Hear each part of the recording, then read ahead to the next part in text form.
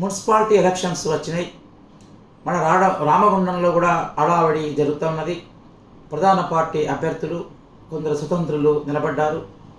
అయితే ఏమైనా కూడా ఈ రాజకీయాలన్నీ కూడా చాలా డబ్బులతో కూడుకొనివిగా తయారైనాయి. ఇటువంటి పరిస్థితులలో సమాజం మీద ప్రేమ ఉన్నటువంటి వాళ్ళు, ప్రజలకు సేవ చేయాలనేటువంటి వాళ్ళు, లేకపోతే నీతి నిజాయితీగా రాజకీయాల్లోకి రావాలనుకున్నటువంటి వాళ్ళు రావడానికి వీలైనటువంటి పరిస్థితులు చోటు చేసుకుంటున్నాయి. ఈ పరిస్థితిని అంతా కూడా ప్రజలే మార్చాలి. ప్రజల బాధ్యత. ప్రజాస్వామ్యాన్ని కాపాడుకోవాల్సిన బాధ్యత ప్రజలకే ఉంటుంది. ప్రజలు కనుక చైతన్యం లోపించినట్లయితే ప్రజాస్వామ్యం అనేది పట్టిపోతుంది. దాని తర్వాత అర్థం లేకుండా పోతుంది.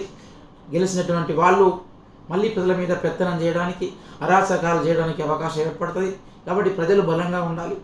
అయితే ఈనాటి ఎలక్షన్లలో ఎవరు ఎక్కువ డబ్బు ఖర్చు పెడితే, ఎవరు ఎక్కువ డబ్బులు ఇస్తే, ఎవరు ఎక్కువ హంగామా చేస్తే అటువంటి వాళ్ళకే మేము ఓట్లు వేస్తాం.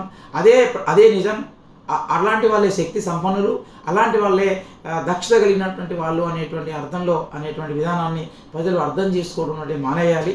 ఎందుకంటే సమర్థులైనటువంటి వాళ్లకు వాస్తవానికి రాజకీయాలలో అది వార్డు కార్పొరేటర్లు కానీ, మేయర్లు కానీ పెద్ద వాళ్ళకు వచ్చేటువంటి ఆదాయం దృష్ట్యా కనుక చూసినట్లయితే ఒక మేయర్కు, ఒక వార్డు కార్పొరేటర్కు నెలసరి గౌరవేతలకు 5,000 ఏమో ఉంటుంది. 5,000 కోసం ఇంత హంగామా చేసి ఇన్ని లక్షలాది రూపాయలు ఖర్చు చేయవలసినటువంటి అవసరం లేదు. కానీ కాకపోతే వీళ్ళది ఇంటర్నల్ ఎజెండా వేరే ఏదో ఉన్నది. దీన్ని అడ్డు పెట్టుకొని పర్సెంటేజీలను, లేక కాంట్రాక్టర్లను, లేక రకరకాల రూపాల్లో దోపిడీ చేయడానికి, రేపు మనం కనుక ఎవరైనా ప్రజలు ఇల్లు కట్టుకుంటే, లేకపోతే వాళ్ళ ద్వారా లంచాలు తీసుకోవడానికి, లేకపోతే బెదిరించి పైసలు తీసుకోవడానికి, లేకపోతే కాంట్రాక్టులలో పర్సెంటేజీలు తీసుకోవడానికి, ఇట్లా రకరకాల ప్రయత్నాలలో రకరకాల భాగంగా డబ్బు సంపాదించుకోవడానికి ఈ డబ్బుల ఎరవేత, డబ్బుల పంపిణీ అనేటువంటిది చేయడానికి ప్రయత్నం చేస్తారు. గత అనేక సంవత్సరాలుగా ఇదంతా మనకు జరుగుతూ ఉన్నది. కాబట్టి ప్రజలందరూ కూడా, ఓటర్లందరూ కూడా చాలా జాగ్రత్తగా ఉండాలి. ఈ డబ్బుతోటి ఓట్లను కొనుక్కోవాలి, డబ్బుతోటి హంగామాను సృష్టించాలి, డబ్బుతోటి శక్తివంతులు అనుకునేటువంటి వాళ్ళందరినీ కూడా మనం చెప్పపెట్టు లాంటి దెబ్బ వేయాల్సిన అవసరం ఈనాటి ఓటర్ల మీద, ప్రజల మీద ఉంది. మనం వల్ల ఎవరైతే డబ్బు పెట్టలేరో, ఎవరైతే ప్రజల మీద ప్రేమ ఉన్నదో అట్లాంటి వాళ్ళను అవసరమైతే ఎవరు గెలిచినా, మున్సిపాలిటీ కానీ ఎవరైనా కూడా, మున్సిపాలిటీలో కూడా అధికార వర్గం ఉంటుంది, చదువుకున్నటువంటి వాళ్ళు, ఆఫీసర్లు ఉంటారు, పరిపాలన అంతా కూడా వాళ్ళు చేస్తారు. వాస్తవానికి కార్పొరేటర్లు కానీ, ఎమ్మెల్యే కానీ చేయాల్సినటువంటి పని ఏంటిది? ప్రజలకు ఉన్నటువంటి బాధలను, ప్రజలకు ఉన్నటువంటి సమస్యలను ఆ యొక్క సభ దృష్టికి తీసుకెళ్ళడం మాత్రమే వీళ్ళ బాధ్యత. సభ దృష్టికి తీసుకెళ్ళిన తర్వాత ఇది మంచా, చెడ, అవసరమా, కాదా, దీనిలో ఇవ్వడానికి అంటే వాటిని ఆచరణలో పెట్టడానికి అవకాశాలు ఉన్నాయన్నట్టు విషయం సభ మొత్తం పరిశీలించాలి.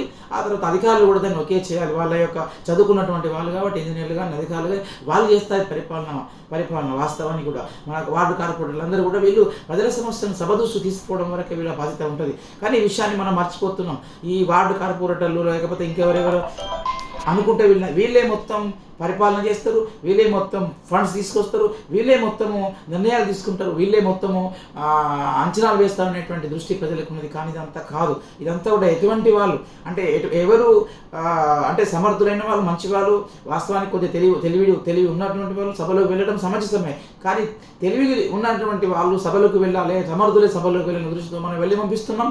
డబ్బు ఉన్నటువంటి వాళ్ళను, డబ్బుతో కొనేటువంటి వాళ్ళను సభలోకి పంపించే ప్రయత్నం చేస్తున్నాం. దీనివల్ల పరిపాలన అనేటువంటిది మన యొక్క వ్యవస్థ, ప్రజాస్వామ్య వ్యవస్థ అబాస్ పాలవుతున్నది, అరాచక పాలవుతున్నది. కాబట్టి దీని అంతా కూడా గమనించి డబ్బులతో సంబంధం లేకుండా మనం అభ్యర్థులను ఎన్నుకునేటువంటి ప్రయత్నం చేయాలని సందర్భంగా సూచించడం జరుగుతుంది.